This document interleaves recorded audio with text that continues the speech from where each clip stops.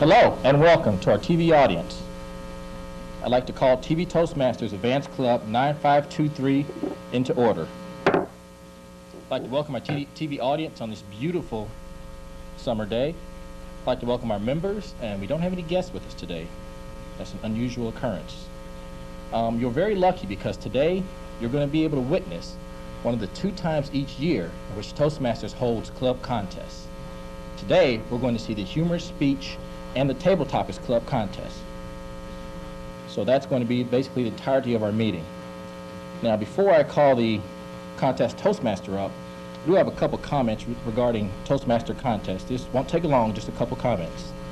This is a competition, and of course there's many differences between Toastmasters competitions and sporting competitions. I just have a couple comments for the audience so that you know that there is some difference between our contest and a sporting event. Number one, unlike the NBA, our judges are not paid to determine the outcome of this contest. Number two, unlike baseball, none of our contestants are on performance-enhancing drugs.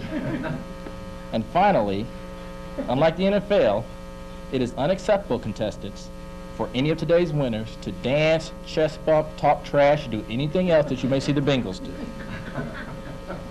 So this will be a very legitimate contest.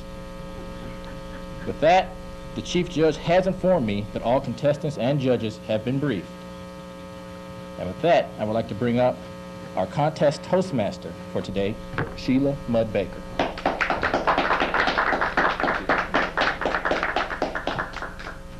Fellow Toastmasters and all of our guests out in their homes, I hope you're sitting in your pajamas no matter what time of day it is and enjoying this contest. The very first contest that we have is Tabletopics. And for those of you who have never watched our Toastmasters show before and have never been to a Toastmasters contest, Tabletopics are questions asked and the person who answers in an impromptu way. For example, I could ask, what is your favorite color? And the contestants would say, my favorite color is blue, and then they would say more until they filled up 1 to 2 minutes worth. And then they would be finished with their question. And in a contest, you say, which one of these people met the criteria of this contest the best? And we don't have a popular vote. Instead, we have judges who have specific criteria that they're looking for. For example, and we're only talking a 1 to 2 minute impromptu answer, our judges are looking for speech development. Did it have a beginning, a middle, and an end? Very important. Was it smooth? Was it logical? Was the person enthusiastic enough? Did the audience respond properly to it? Physically, did they look like they actually knew what they were talking about? Did they give a good appearance? Did the person have a good voice, flexibility, and volume? And was the language appropriate to the audience? Good questions to ask. Now, you could be sitting there in your pajamas watching us and saying, I think I could judge that contest. Here's your chance. Now, the judges aren't going to tell you personally how they voted. We will announce that at the end. But I want you to think about, if it were you, how would you answer this question? There are 3 contestants today, and I will give them to you in alphabetical order. Steve Ahrenholz, Gary Reece, and Joe Schwerling. They're all members. But we pulled numbers so that they could decide by pulling a number who was going to go on first, second, and third. And the first contestant for our Tabletopics contest is Joe Schwerling. Our second is Gary Reece. And our third is Steve Ahrenholz. Joe Schwerling, Gary Reece, Steve Ahrenholz. So we have 3 contestants. And each contestant will be asked the same question. But before we get to that question, our Sergeant-at-Arms makes sure that 2 of those candidates are gone from the rooms, so they don't get the advantage of hearing what the first contestant has to say. So our first contestant is Joe Schwerling. Joe, would you come up, please?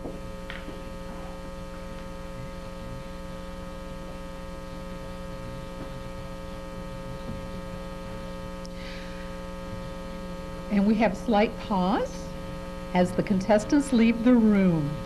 All right. Each contestant gets the same question. And the idea here is, using the criteria we mentioned before, the contestants will answer the best they possibly can in 1 to 2 minutes. Joe Schwerling, please come up. Joe, here is your question.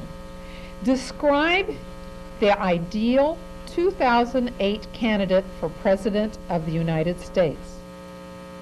Describe the ideal 2008 candidate for President of the United States. Joe Schwerling. Toastmaster.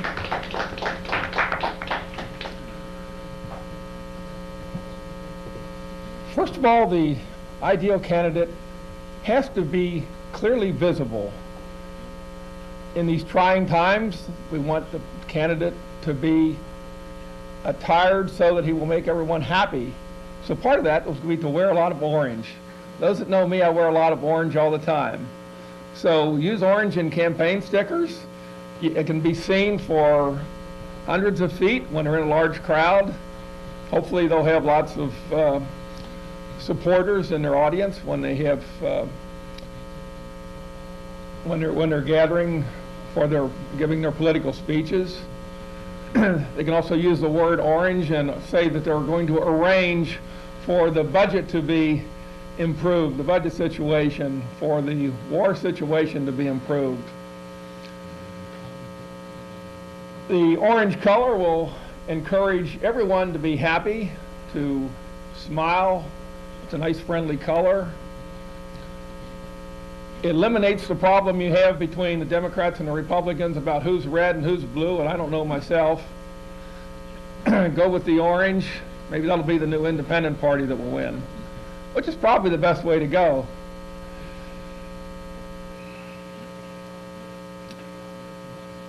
The person, the ideal candidate, typically needs to be an appropriate height, somewhere between 2 feet and 8 feet. I think if they're less than 2 feet high, it might be a little too short. And if they're over 8 feet tall, it's going to cause some physical problems. They'd have to replace Air Force One and a bunch of other things to make room for a president that was too tall.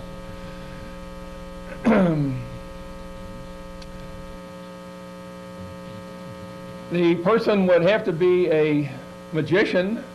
How else can you balance the budget and provide all the supporters with everything they want without having to take too much money from those seeking political influence? So with all those things, that's our best candidate.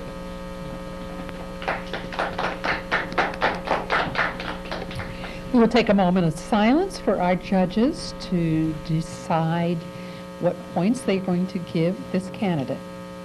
Our next contestant for Table Topics is Gary Reece. Please welcome Gary Reece.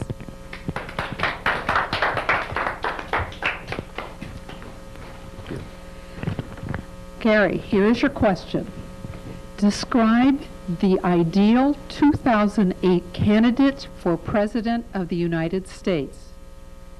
Describe the ideal 2008 candidate for President of the United States. Gary Reece.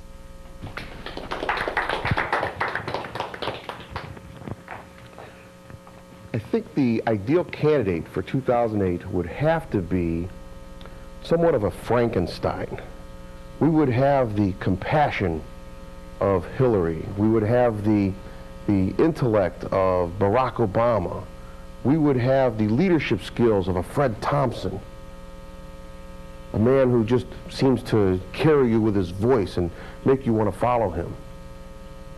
Back to Hillary again, a woman who has compassion, who showed a great deal of the ability to make people understand the pain and suffering that went through her fellow New Yorkers during 9/11. And Barack Obama, who has this ability to articulate and just come up with the ideological issues that seem to make sense and resonate with people. That's why they're following him in droves right now. I think that another candidate that might enter into all of this would have to be the man who has been a POW and a war veteran, whose name is eluding me at this very moment. But he's a man who has shown the ability to sustain and persevere through overwhelming difficulties, and you might think that he might be able to do the same thing for us if he were to become our president. I think that we need a conglomeration that would have all the best of all these different traits and qualities and gifts that all these different politicians bring to the table, rather than just suffering through one particular person. Thank you, Madam Toastmaster. Thank you, Gary. And we will take 1 minute for our judges to list their points. And at the same time, the contest chair and I will return the lectern to the center of the stage. Our third candidate, contestant that is, for this Tabletopics contest is Steve Ahrenholz. Please welcome Steve Ahrenholz.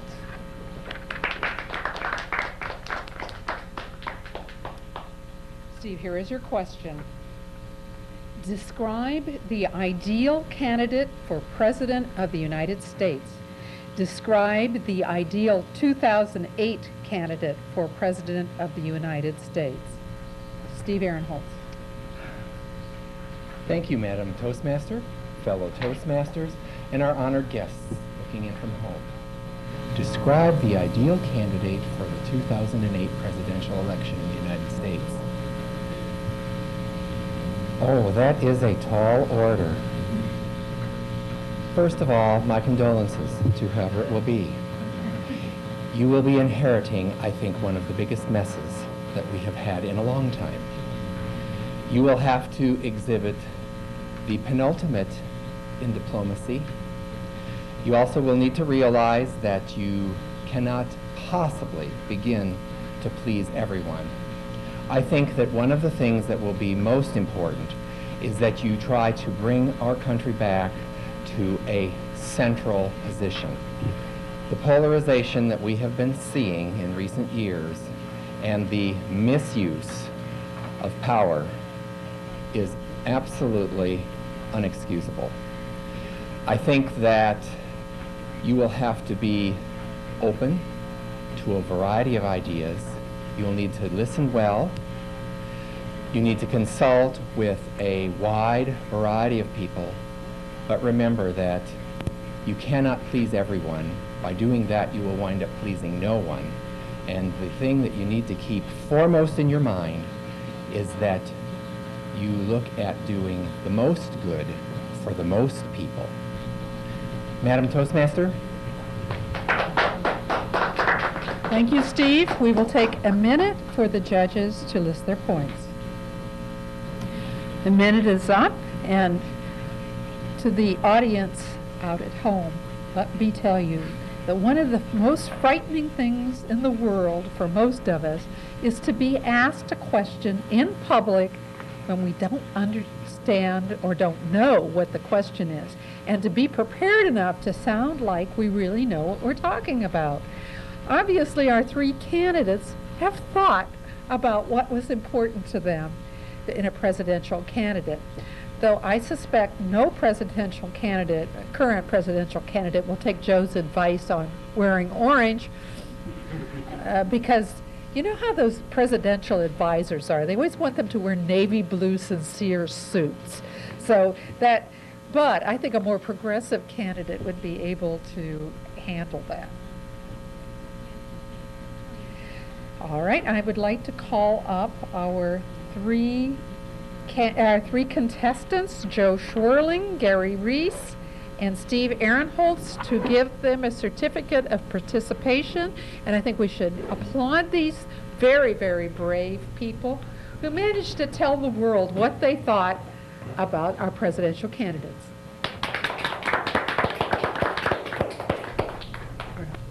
Anything else? Thank you, Joe. Thank you. Gary? Yes. Thank you, Gary. And Steve. Thank you, Steve. And we will learn more about our contestants when they participate in the Humorous Speech Contest, which will happen later on. But in the meantime, I will give you some ideas about the Humorous Speech Contest. As I speak, the judges have already handed in their ballots, and the counters are checking to see if the judges are in agreement and are working out any disputes, if there are any. We have judges, and if there is a tie, we have a tie-breaking judge, and no one knows who that tie-breaking judge is except for the chief judge and the tie-breaking judge. So that is always nice to think that if there is a tie, which would be possible, that there is someone to make the difference. Let me tell you a bit about the Humorous Speech Contest. Everybody thinks that they could tell a great story, except for me, because I can never remember the punchline. But there are a lot of Toastmasters who are wonderful at humorous speeches. In 5 to 7 minutes, they can tell a story or get a point across in such a humorous way, you're laughing and thinking, what a brilliant, brilliant speaker that person is. Well, you're going to see that again today. The humorous speech is a little different than Tabletopics, though many of the same criteria are considered by the judges. Speech development, again, is there an opening, a body, and an ending? Obviously, every good story has to have a beginning, a middle, and an end. And there's any supporting material, which could be a quote, another story, a reference to something that someone might know. Or it could be a direct quote from a piece of research, though it's highly unlikely in a humorous speech that there be a piece of research. Effectiveness. Was there excitement created? Was there suspense, something unexpected, a twist, a surprise, a connection of humorous events? Did the person achieve the purpose? That is, was it funny? Did they really get a point across and still have it funny? The speech value. We are looking at ideas. Was this original? Were these thoughts and materials something we heard before or something brand new to us? Did the audience laugh? That's the point. Was the audience attentive? Did they laugh? Were they interested? Did they give a good reception to the speech? Again, was the appearance and was the body language appropriate for this speech? Was the voice of the contestant flexible? Was it strong enough that you could actually hear it in your house? Was the person direct, assured, enthusiastic? And again, was it appropriate to the audience? Did it reflect good taste? And was the person grammatically correct, pronounced correctly, and made a proper word selection in order to achieve their purpose? So there are several criteria that the judges are looking at, and essentially 55 points go to content, and 30 points go to delivery, and 15 points go to language. Now you're thinking, how would I keep that straight? You don't have to. The judges know exactly what they're looking for, and they are making those judgments. And they work to be as objective as possible and to judge each contestant separately. And at the end, they compare the point system that they have created. And unlike the Olympics, they do not hold up cards with the numbers. Instead, they are discreet enough to hand them to the chief judge. And this is a good time to point out that both the Tabletopics and the humorous speeches go to higher levels. Of course, we're talking about our club contest, and that's the kind of contest that most of us are familiar with in Toastmasters. We go to our club contest, but the next level is the area contest. Several clubs in this particular area, and it's a very small area, usually 5 to 6 clubs. Those clubs have the winners of these contests compete against each other, and then they go to another level and another level. And then it stops because only the international contest goes all the way to the international contest. But it's still just as much fun. It's not quite the Olympics, but it's more like national kinds of contests as opposed to the Olympic World Championship of Tabletopics. You get to compete with the people in your district, and that is very exciting to see people from West Virginia, Kentucky, and Ohio all competing with the same questions and table topics, and all competing before an audience of judges for the most humorous speech. We are lucky to have the same 3 contestants, so you're going to see them in a slightly different way. For the humorous speech contestants, the number 1 speaker is going to be Gary Reece. The number 2 speaker is Joe Schwerling. The number 3 speaker is Steve Ahrenholz. I'm going to repeat that. The first speaker is Gary Reece. The second speaker is Joe Schwerling. The third speaker is Steve Ahrenholz. Now, unlike the table topics, all the speakers stay in the room because they're not getting the same question. They are each offering a 5 to 7 minute speech, which we hope is going to be so humorous that you will think, gosh, I need to join TV Toastmasters. They are so much fun. Our first speaker is Gary Reece. Gary Reece. Our first speaker is Gary Reece. The Credibility Bank. Gary Reece, the Credibility Bank.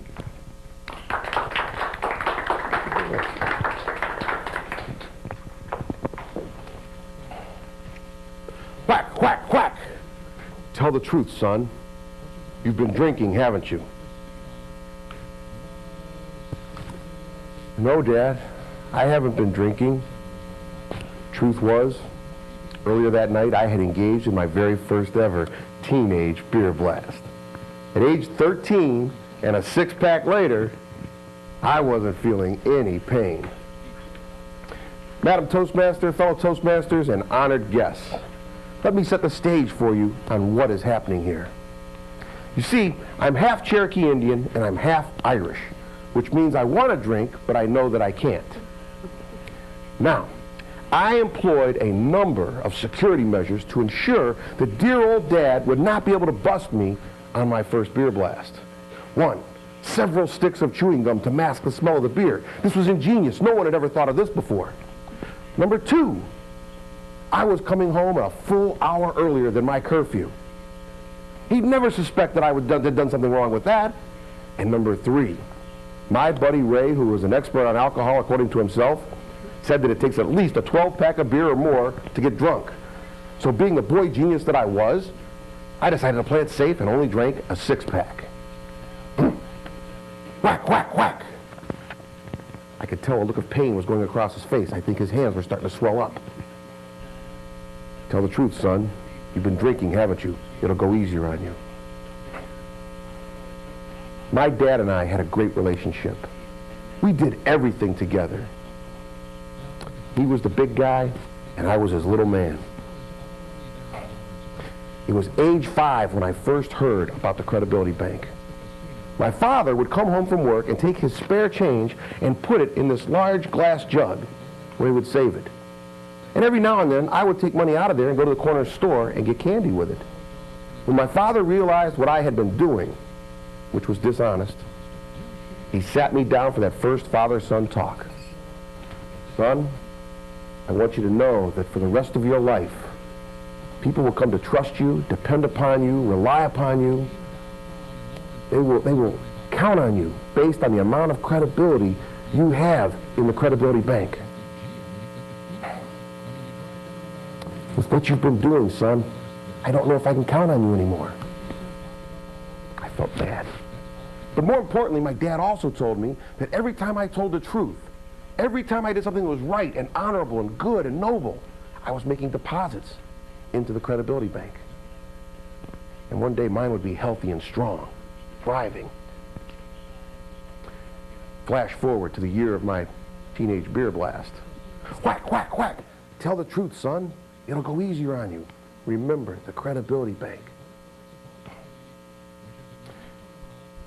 It was the first Thanksgiving celebration my dad and I would have after my parents had divorced. Dad and I had no idea how to cook the turkey. We went out and got ourselves a 2-pound boneless turkey that was in a can. We brought it back home and we knew we had to have stuffing. We had to put that inside the bird. But how can you put it inside of a boneless turkey? There's no legs to spread. There's no bones. So we did what any bachelor would do. We got out our Black & Decker drill with a 1-inch drill bit. And we decided to go in and give a turkey tunnel to put that stuffing inside of it. And as I held this can firmly, and my dad took the drill bit, it went right through the can, into the turkey, and the next thing you know, it was as if somebody had pulled the pin on a turkey grenade. And turkey shrapnel went everywhere, all over the roof, the ceiling, the walls, the cabinets, all over us. It was in my dad's eyebrows and in his eyes. I said, Dad, where did we go wrong? Son, we needed goggles. A couple days later, I went to school after Thanksgiving break was over. And our teacher had each child stand up one at a time and explain how their Thanksgiving celebration had gone. And for me, this was not pleasant. You see, the first child got up and said, we had 5 relatives over and we had a 18-pound turkey. And the next child got up and said, we had 10 people over and we had a 24-pound turkey. And so it went on, and the turkey seemed to get bigger and bigger until finally they came to my name, Reece, and we were seated in alphabetical order, so I was at the back of the class. And when it was my turn, in abject shame, I said, we only had just us over, and we only had a 2-pound turkey. The next day when I came back to school, there on my desk were 2 big grocery bags filled to the top with canned goods.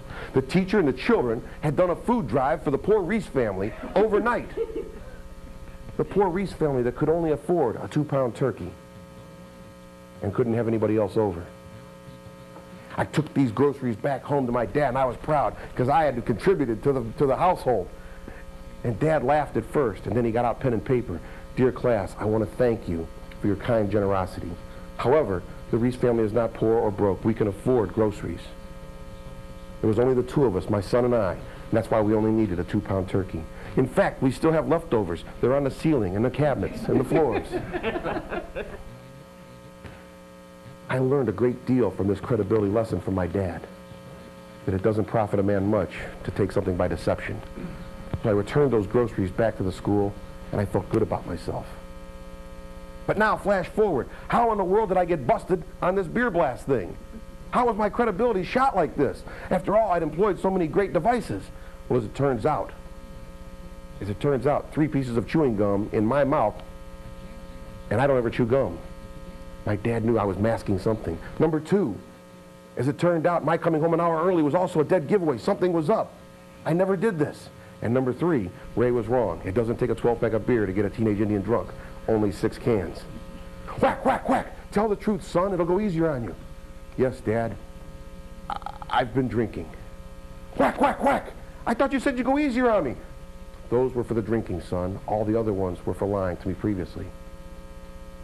When you get up tomorrow and you have that headache that you're going to have, I want you to remember this moment. Number 1, you can't fool old Dad. And number 2, you need to open up yourself a brand new account in the Credibility Bank. Madam Toastmaster. And through the magic of television, we shall take a minute for the judges and return the podium to its proper spot. Our next speaker is Joe Schwerling. Please welcome him.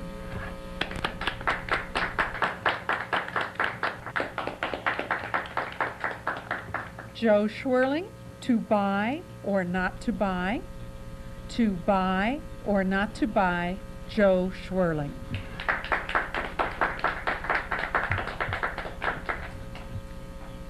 We want hula hoops. Please buy us hula hoops. That's what my twin sister and I said to my parents at age 10. They said, no, you got to wait till the price drops. They wouldn't pay the $5. We had to wait till they got down to about $1 a piece. And eventually they did. My whole life I've had the dilemma of whether to buy or not to buy. Now at age 60, I've got plenty of time, and I got plenty of places to go on the way to Toastmasters. So let me get into the who, what, why, where, and how of buying things and how to make that decision. First of all, the who, it's only me. Because I've been so busy all my life with Toastmasters and traveling, I never married, had any other person involved with that I had to wait for their decision, except for my parents not wanting me to bring too much junk home. So I make my own decision. I'm the who. The what? Well, that's become somewhat simplified in the last few years. Those that know me know that I buy almost everything orange. I wear at least a little bit of orange and frequently quite a lot more orange. Since I got into Toastmasters 16 years ago, I buy everything I can that comes in red, yellow, and green, because those are the colors we use for our timing signals, just like a traffic light.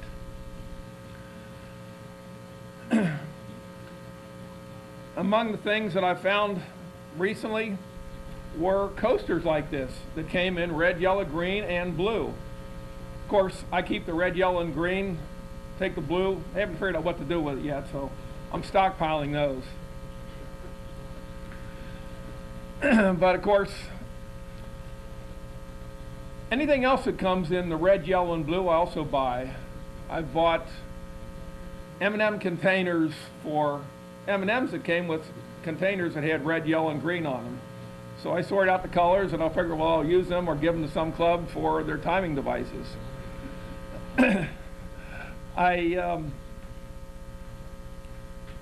Everything possible that comes in the red, yellow, and green. Toastmasters sells the cardboard pieces, and this club uses some that's laminated. And traffic lights are the ideal timing device for, it looks like a traffic light. You can buy the decorative kind in the stores. Well, I bought about 50 of those, but I've never got around to rewiring them to do anything other than random blinking, but I'll eventually get around to it. So that's the what. Well, the where. Okay, the coasters I showed you, those I happen to find at Tuesday morning stores. That's one of my favorite stores to look for miscellaneous things, both orange and red, yellow, and green. When I found those, I went to every Tuesday morning store within a couple of states, because I was traveling around a lot at that time. So I think I bought about 100 sets of those 4-packs of coasters. I had even tried to convince Toastmasters to purchase those and market those to their catalog. Change the little cocktail symbols to the Toastmasters logo, and you got a better product than the cardboard that they sell. And it was only about $3 a pack when I was buying them. Another one of my favorite places is TJ Maxx stores. They carry a lot of orange stuff. Those in Value City. That's what got me into my orange kick. About 10 years ago, I found orange Hush Puppy shoes in size 13 EEE at local Value City stores. So I bought all 6 pair they had. I've still got about 4 of them I haven't used because I'm spreading them out over decades so that I don't run out of orange shoes in good condition. Since then, also, intermittently, I've been able to find orange socks in various places. They're kind of hard to find, and I've really never found those in the extra large that I prefer. But for the sake of the orange, I'll wear a little tighter sock than the king size I generally try to wear. Well, of course, the why is for Toastmasters and for my adopted hobby of orange. I like the orange. My excuse is that my birthday is the day before Halloween, so that gives me the orange, and it's also my twin sister's birthday, so we got double orange. But it also makes people smile. It's a happy color. I always liked orange candy when I was growing up, but it never occurred to me that to adopt that as my favorite orange color. So we covered who, what, why, where, and the how. Well, the question isn't just how, because I already told you how I buy these. Well, mostly I buy them going to Toastmasters meetings. I'm very conservative, so I don't go out on shopping trips. I very seldom go to the store just to buy one thing. I make a trip. If I'm going to a Toastmasters meeting, I'll go to every store in my category that carries gadgets and go to every one of them that I can. Unfortunately, I go to every one. I know the stores, I know what merchandise they carry, and when I find something, that's when I get into the other part of my problem. It's not just how I buy the stuff, which is everything that's on sale, everything that's orange, and everything that's red, green, and yellow. But the added part of the how is how much. I've never solved that problem of how much. When I found the coasters at Tuesday morning stores, of course, I bought every packet of those they had because they would never have those in the store again. And sure enough, they haven't in the last 5 years. When I found my orange shoes, I bought all pair of 6 orange shoes they had. I buy all the orange socks I can find. Last week, they had Tuesday morning store, which is a favorite store of mine because their initials are the same as Toastmasters, TM. They had floor tiles on sale. And one of the patterns was a beige with some orange or peach tile that looked like little tiles. So what did I do? I went to all 6 stores in the greater Cincinnati area and bought every one of those boxes of tiles. I figured that was about 4,000 tiles. This week I was up helping my sister move her daughter from Columbus to Bowling Green, which is an orange school. That's their court color. While I was in Columbus, yesterday I went to all 4 local Tuesday morning stores and bought out all that they had, which was about 1,800 more of those tiles. Fortunately, my other hobby besides Toastmasters and orange is some rental property. I very seldom find the time to get around to it, but when I do, it gives me the excuse to buy these orange things like that. Any construction materials, I buy orange handle tools and all those things. So it's given me the opportunity to merge all my hobbies. So then the question continues to be, to buy or not to buy? Madam Toastmaster. Thank you, Joe. Let's take a minute of silence for the judges. Our third speaker is Steve Ahrenholz. Please welcome him.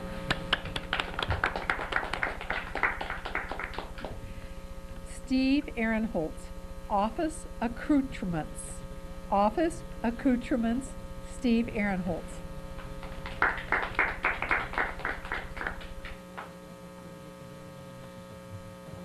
Madam Toastmaster, fellow Toastmasters, and our honored guests watching with us today.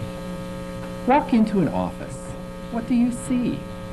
You may see pictures on the wall of family, friends. You might see pictures of a vacation. You'll see plaques, certificates of achievement, diplomas, possibly some scenery with motivational quotations underneath them. But do you see anything that gives you some insight into the character of that office, the occupant of that office? Is there anything that suggests whimsy, humor? In these days, we talk about teams. We work together on teams. And that means that we have to be someone that can integrate with others. And we have to be willing to take risks. But what does the office tell you? Are there any accoutrements there that give you some insight? I'm always amazed when I go into an office and it looks like it came straight from the office supply showroom. There's nothing that really personalizes it. I thought, I'm going to look around my office and see just what's there. What do we have that are some of the little things that personalize it? Several years ago, when I was still in a management position, I had found something at Halloween, and I had gotten one of these for everyone on our management team.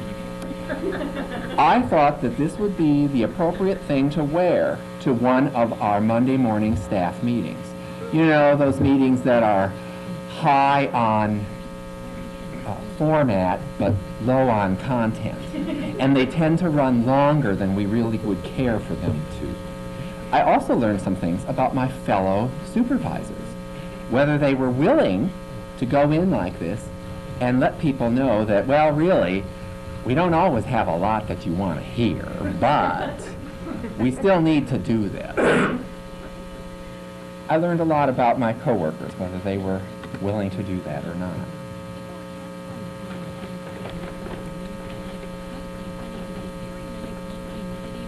Several years ago, I also came across something that I thought was a must-have for my office.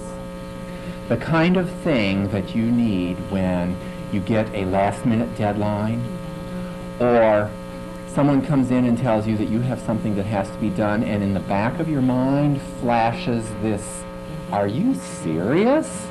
by the close of business today, when it normally takes us 6 months to do this?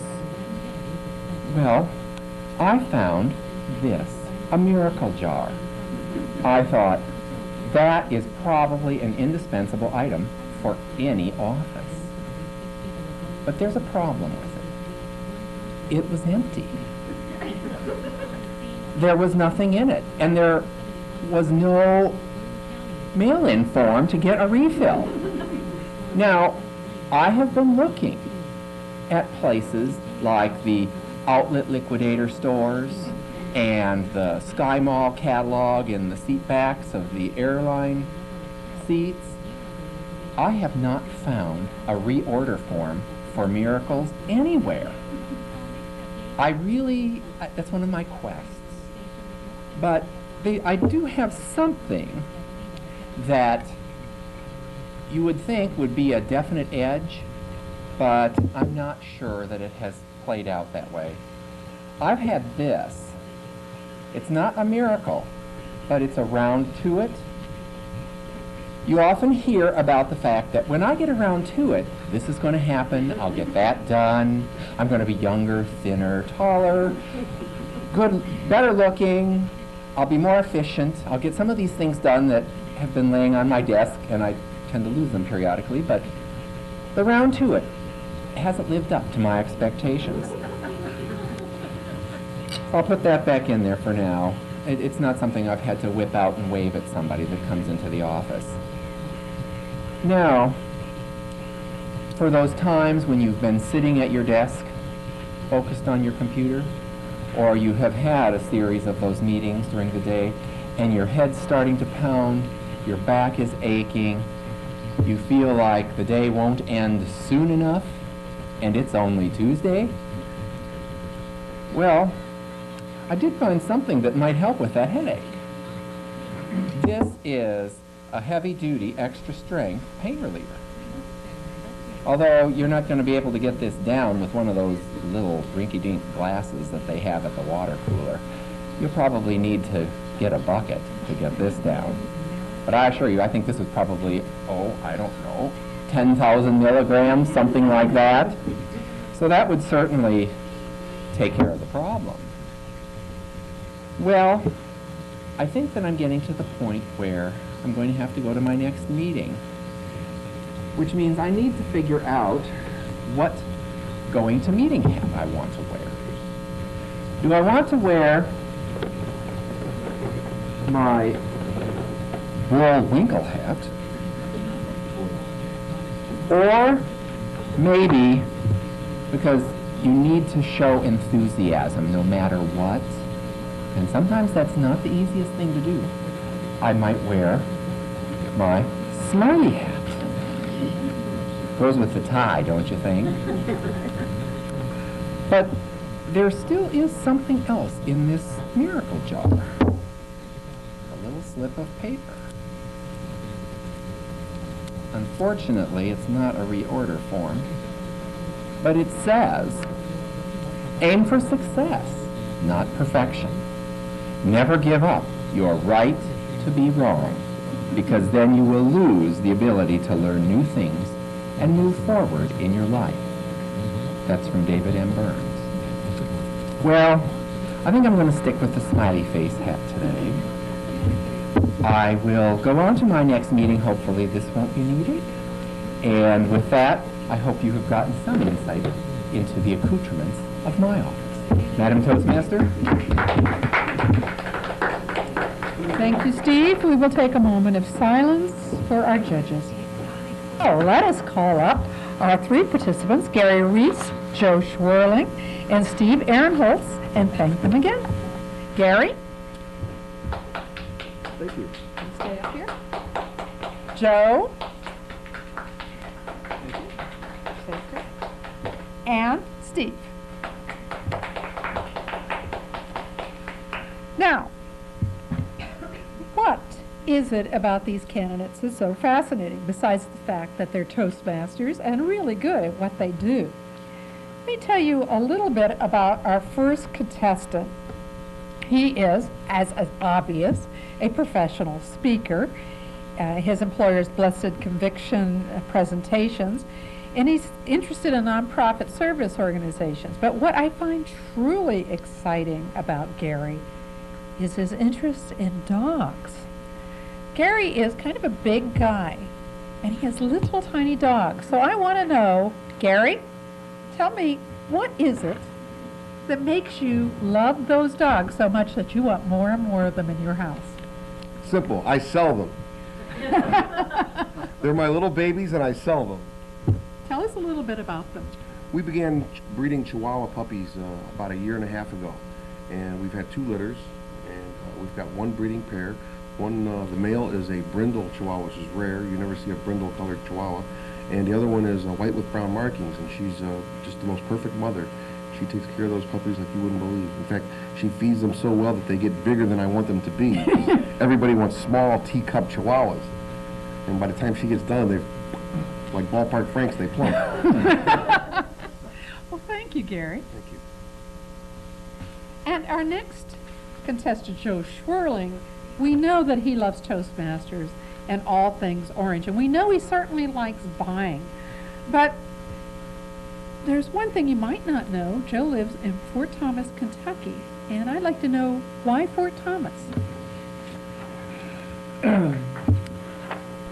Well, being single, not having anyone else make my decisions for me, and traveling a lot, working for the government for 30 years, I never made any decisions. So I never made a decision to move out of Fort Thomas, where my parents moved to in 1955. In fact, I still live part-time in that same house, in addition to another one I own nearby that I'm in transition. I've been in transition for 10 years now.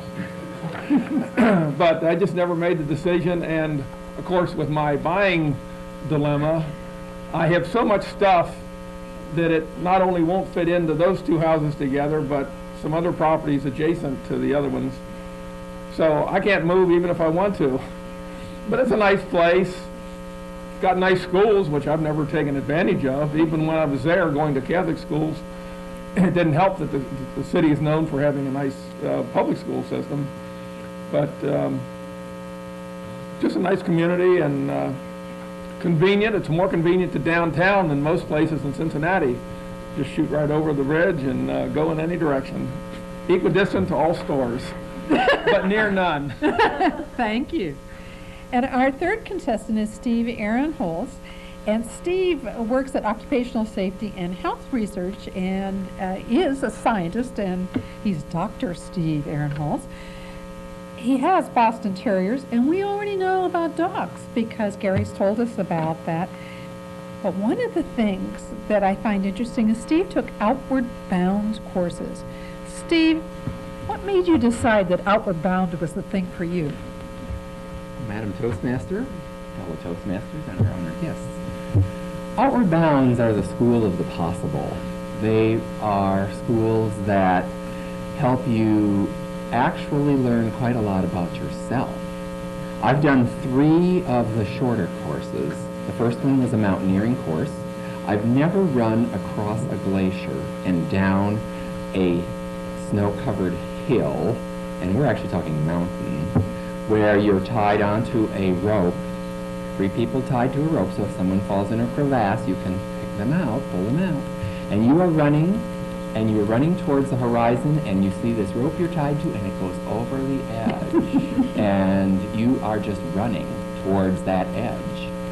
The second one was a whitewater rafting one. We did 75 river miles in a week.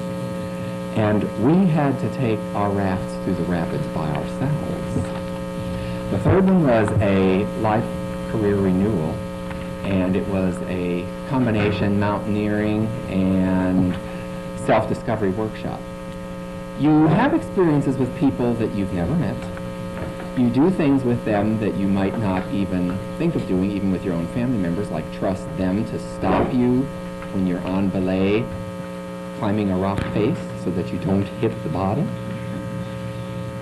I think that they are something that take you outside of yourself, but yet help you understand more about what you can do. Thank you.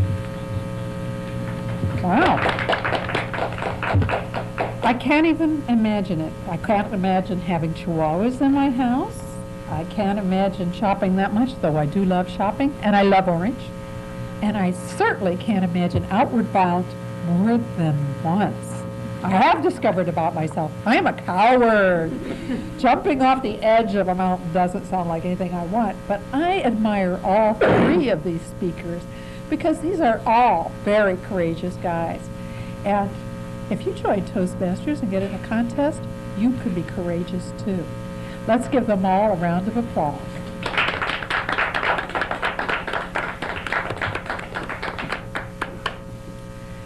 And I will announce first the person in third place for Tabletopics, and that is Joe Schwerling. In third place, Joe Schwerling.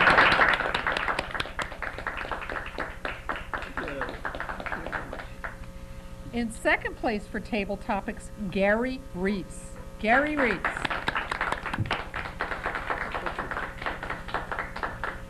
And our first place winner for Tabletopics, Steve Ahrenholz. Steve Ahrenholz. And Steve, please stay up here for a second. Steve, as our winner, will go on to the next level, which is our area contest. And if Steve happens to trip and is unable to attend that contest or compete in it, our second place person, Gary Reece, will take his place. So Gary, stay away from Steve until the end. All right, thank you very much, Steve.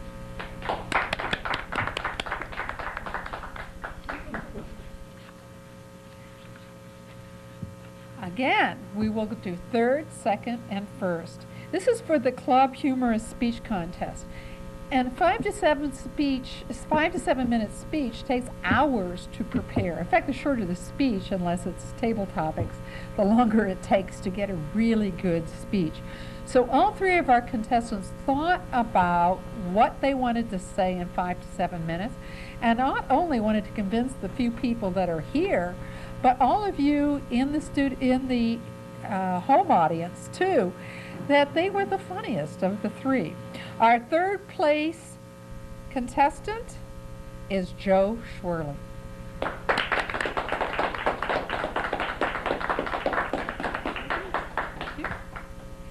Our second place contestant is Steve Ahrenholz.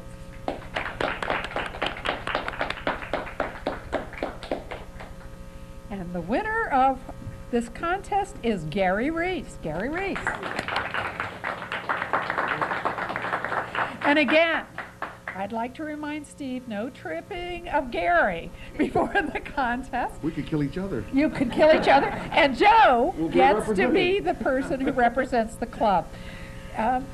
It is important to each of us that our club does well. It is important to our contestants that they do well. But it's important to the whole world that all of us do the most excellent job that we can possibly do. And I'd like to congratulate these three courageous people for all of their work and their caring and for their great courage. And I would like to return control of this meeting to our Vice President of Education and our contest chair, Darren Henderson. Let's give a hand for our Toastmaster, Sheila Mudd Baker. Ironic part about any speech contest that the Toastmaster of the contest probably does more talking than any of the participants. So, very good job, Sheila. Thanks very much. It was a very good meeting. We had three very good contestants in both the humor speech and Tabletopics contest, and I have full confidence in our representatives, and I'm looking forward to 2 victories in the area contest. With that, I'd like to congratulate all the winners once again. I'd also like to thank the judges, the counters, the timers, our chief judge, and everyone else involved in today's contest. And with that, TV Toastmasters Contest night, or TV Toastmasters Club 9523 is adjourned.